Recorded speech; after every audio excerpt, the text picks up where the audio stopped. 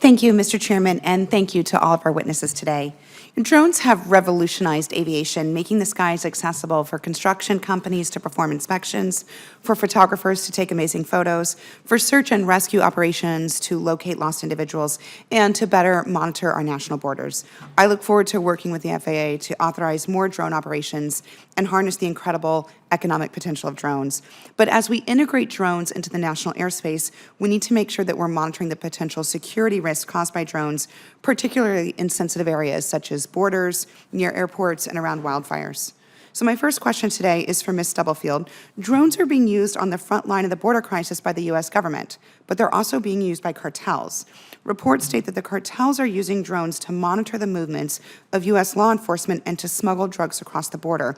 When I visited the border earlier this year in April, I actually saw striking videos of these drones infiltrating our southern border. So last year, Congress provided DHS the authority to mitigate these unauthorized drone operations and asked DHS to coordinate with the FAA to ensure that DHS intervention does not adversely impact legal aircraft operations. But I understand that DHS has not yet used its counter-drone authority on the Mexican border. So my question is, what's causing this delay? Is your team and office coordinating with the DHS? And when can we expect these counter-drone operations to begin at the border?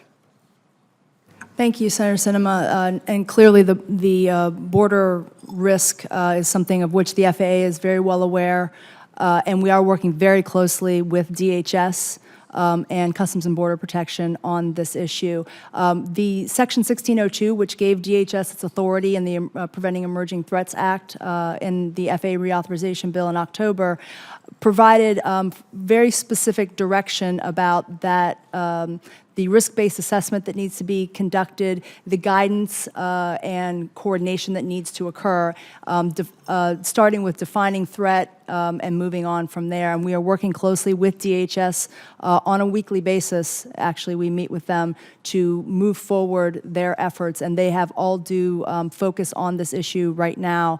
We have a roadmap for how they're implementing their counter-UAS authority that looks at the types of technologies that they'll want to use, the test and evaluation that's necessary to be able to mitigate any of those spectrum impacts. And they are working on a risk-based approach to prioritize the sites where they will deploy this technology, including the southwest border. Thanks.